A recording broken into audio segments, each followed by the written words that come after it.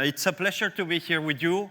I'm impressed. I'm a big fan of PMO project management. I could not believe the numbers, how many we are here, passionate, caring about this profession. So it's a pleasure, and I hope you have a good day. I saw the topics, and they're all so relevant. So my presentation, in case you're going to face off during my talk, let me just summarize in 2 points. The PMOs that we have been known for the last 20, 30 years are soon to be dead. So that's the bad news.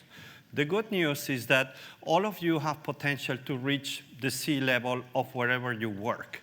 Okay? All of you, believe me, you have the potential to become number 2, number 1 in your organizations if we change the way we do things. So bad news, but also good news.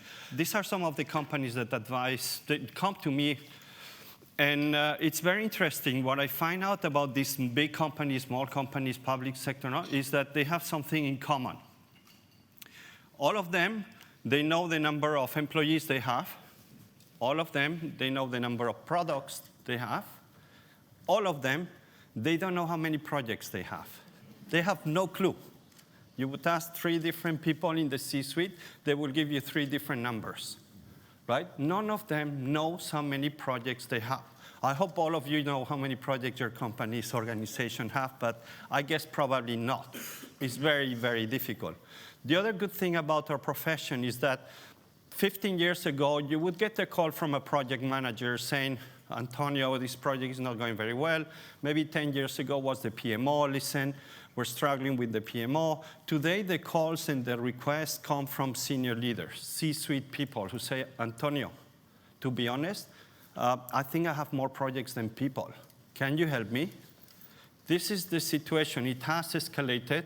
People at the top now realize that what we do, it's important, it matters for them. So I think we're in a very nice position, although what I'm going to tell you next, it doesn't look very good, but then it gets better, okay? And this is one of the simplest definition of what we do, and it was told by the chief editor of HBR, Adi Ignatius, and he told me your projects are your future. And that's so true. We're working on the future of our business, our organizations, our countries, our regions. And I told Ad, I think you defined it perfectly. I told you, you cannot imagine how companies badly manage their future, right? They manage very well their operations. Day-to-day, their future, not so good. So 4 quick topics. I think this is a bit the trend that I want to start with. This is just one organization. These are people working in 2 areas. One is running the business, operations, business as usual, the blue box. And then there's people working in change and projects. And what you see, this is 80, 90 years evolution coming from statistical research. And you can see that it makes sense. Now, I think to all of you, see, you need less resources, less people working in operational activities, while the amount of projects starts raising. Yeah, this is common. The focus of many of the advancements in management, in organizational development, has been how can we do the blue part of our organizations faster, cheaper, with less resources, more automation, more volumes. That's the focus. There has been very little focus on projects and change. So most of the companies have much more projects today than in the past. They have more people working in projects part-time than in the past. And what I say, and I'll come back to this, is that I think, unfortunately, most of the concepts that we use in project, program, portfolio are for the past, are for that world where operations was primary, and then we start to do projects there.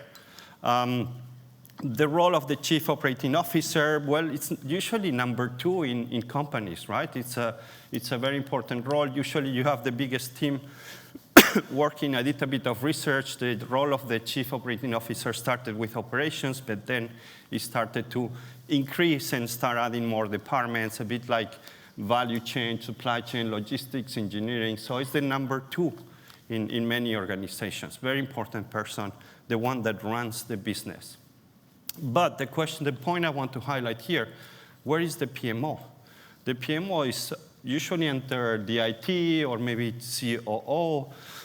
So it's still in a hierarchy. We belong to a hierarchy. The PMO belongs to a hierarchy, right? That's how it works. I'll come back to the hierarchy point later.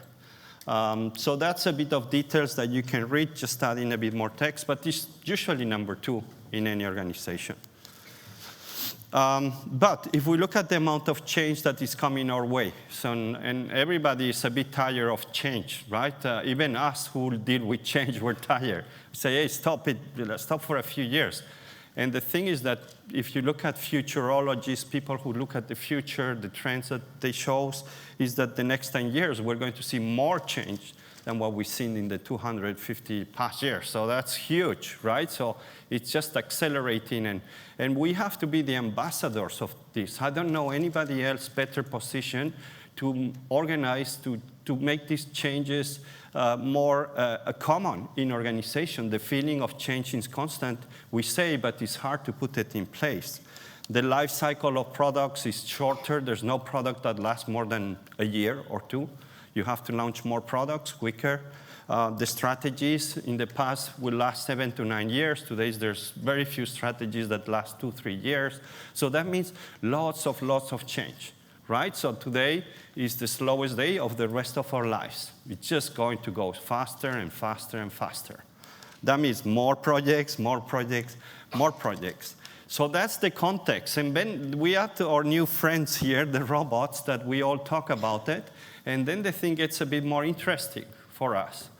Because what happens when these things, these technologies are simple and cheap to implement, and you say, hey, I want AI and robots for my processes here.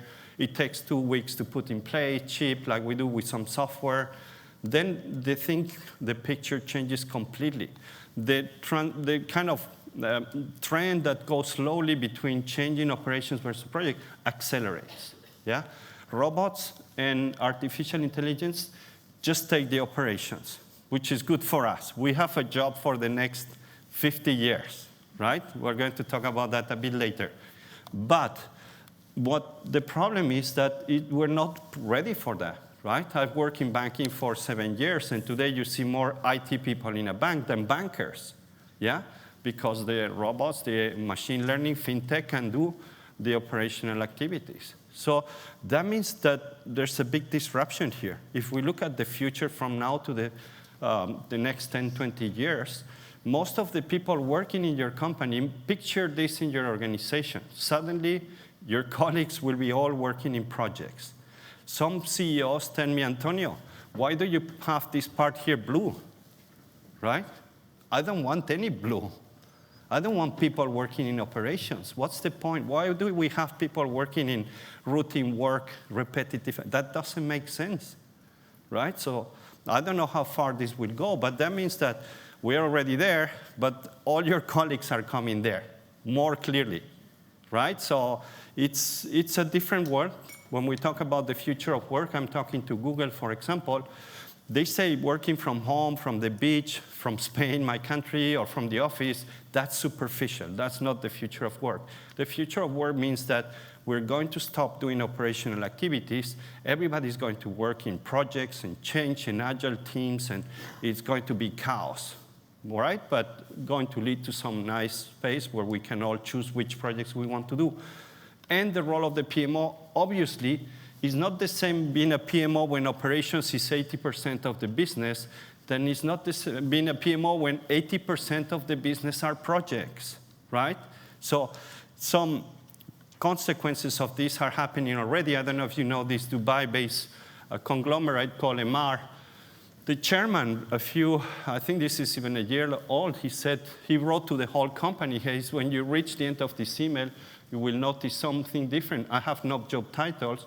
From this moment onwards, you don't have either, right? So job descriptions are being terminated. There's a lot of concepts that we still use in business that will disappear, and it's hard to let go.